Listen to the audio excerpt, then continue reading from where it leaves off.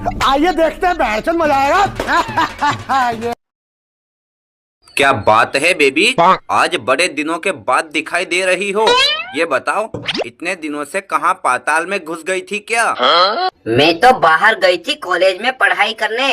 लेकिन ये बताओ, तुम कौन हो और मुझे बेबी क्यों बोल रहे हो? अरे बेबी, तुम केवल 8 साल में ही भूल गई। ठीक से याद करो, मैं तुम्हारा मंगेतर हूँ। ये क्या बदतमीजी है? खूबसूरत सी लड़की देखी नहीं कि उस पर अपना हक जमाने लगा। बदमाश कहीं का। मेरा भाई सही बोल रहा है।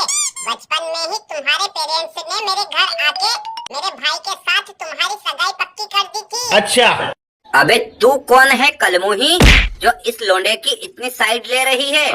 ये क्या बोल रही हो बहुरानी?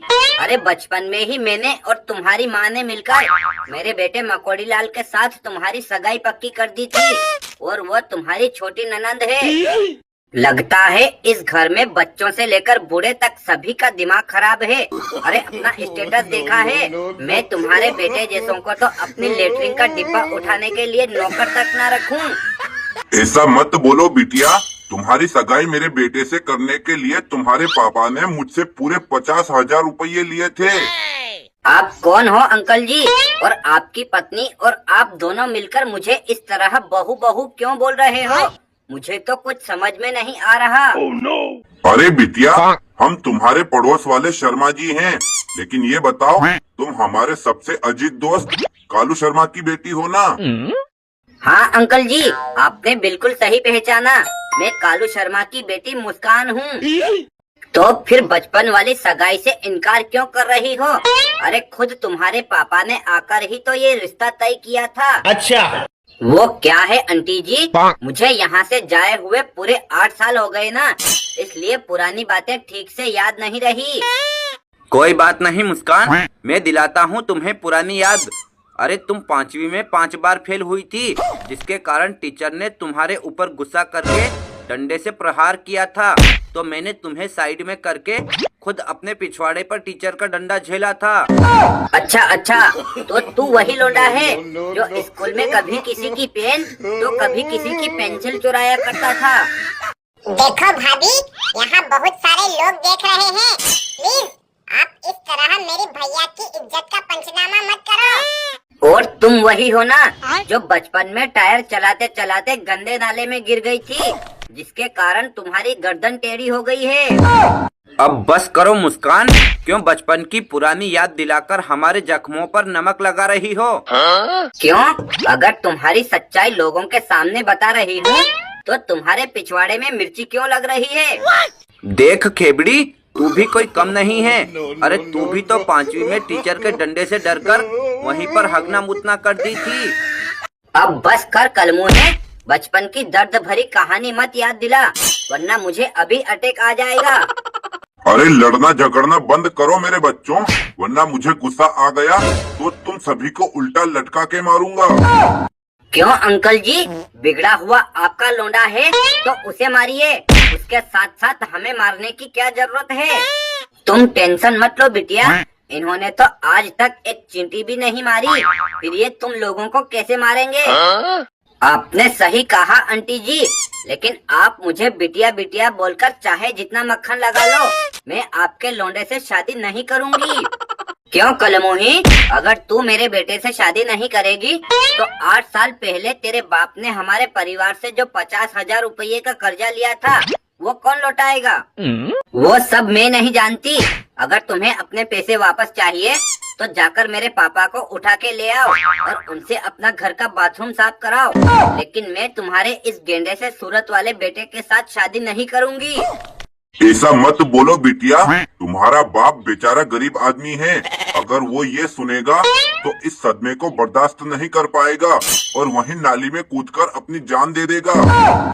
मेरा बाप खुद जान दे या किसी की जान ले, इससे मुझे कोई फर्क नहीं पड़ता, लेकिन आप ही बताओ, मैं इतनी पढ़ी लिखी और आपका अंगूठा छाप बेटा, फिर मैं इससे शादी कैसे कर सकती हूँ? एक बात बताओ मुस्कान, तुम मुझसे शादी करने से इनकार क्यों कर रही हो? क्या तुम्हें ये लगता है कि मैं तुम्हारे लायक नहीं हूँ? बिल्कुल सही सोचा तूने। मैं इतनी खूबसूरत और तू गेंडे जैसा, फिर तुझसे शादी करके मैं अपनी जिंदगी नरक थोड़ी बनाऊंगी। देखो मुस्कान भाभी, वैसे आप भी कोई रूप की रानी नहीं हो, ये तो सब मेकअप का कमाल है। अगर वो धुल गया तो आपको देखकर बच्चे भी डर जाएंगे।